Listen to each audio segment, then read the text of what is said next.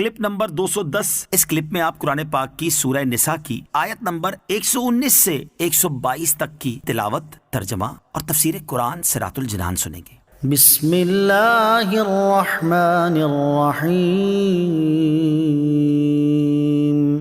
ترجمہ، اللہ کے نام سے شروع جو نہایت مہربان رحمت والا ہے۔ وَلَأُضِلَّنَّهُمْ وَلَأُمَنِّيَنَّهُمْ وَلَآمُرَنَّهُمْ فَلَيُبَتِّكُنَّ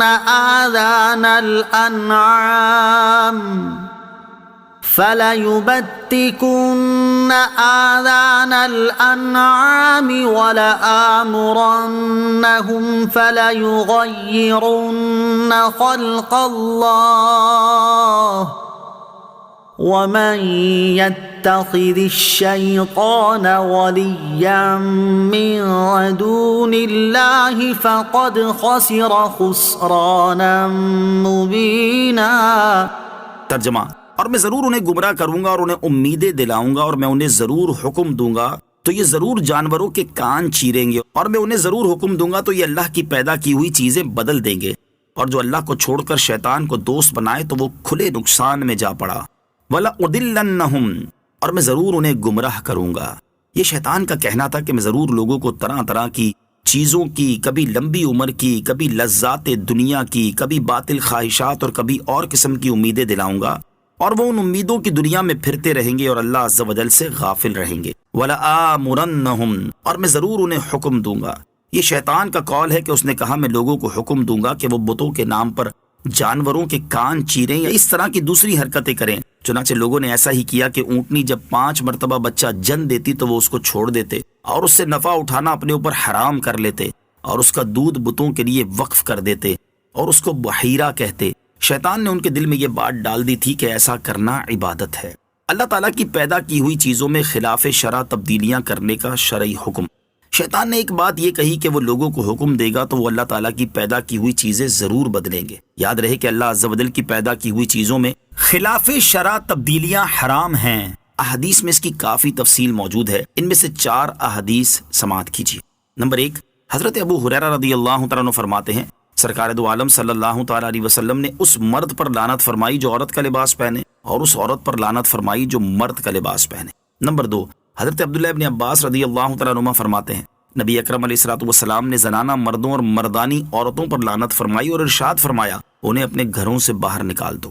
نمبر 3، حضرت ابو ہریرہ رضی اللہ تعالیٰ عنہ سے روایت ہے حضور اقدس صلی اللہ تعالیٰ علیہ وسلم نے فرمایا عورتوں سے مشابہت اختیار کرنے والے مرد اور مردوں سے مشابہت کرنے والی عورتیں صبح و شام اللہ تعالیٰ کی ناراضی اور اس کے غضب میں ہوتے ہیں۔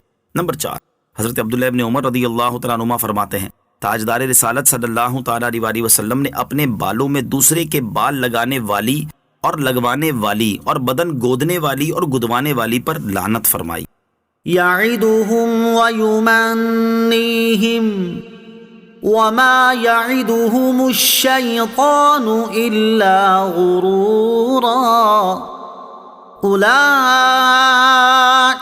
مأواہم جہنم ولا یجدون عنہا محیصا والذین آمنوا وعملوا الصالحات سندخلهم جنات تجری من تحتها الانہار خالدین فیہا ابدا وعد اللہ حقا ومن اصدق من اللہ قیلا۔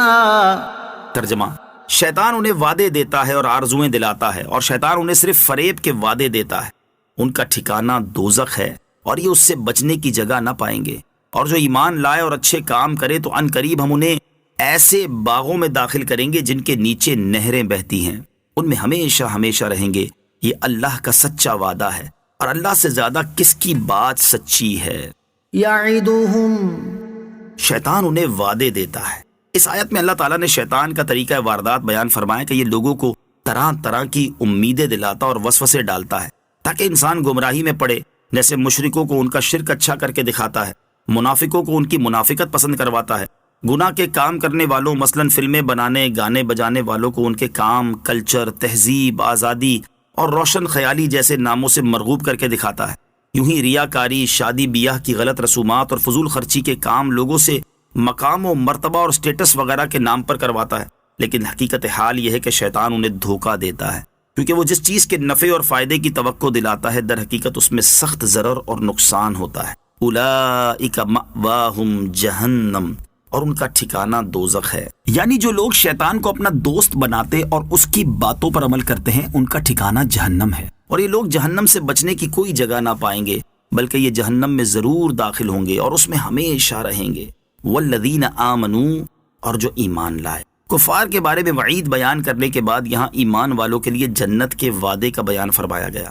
چنانچہ ارشاد فرمایا کہ جو لوگ ایمان لائے اور انہوں نے اچھے کام کیے تو ان قریب ہم انہیں ایسے باغوں میں داخل کریں گے جن کے نیچے پانی، دودھ، شراب اور شہد کی نہریں بہتی ہیں، وہ ان میں ہمیشہ ہمیشہ رہیں گے۔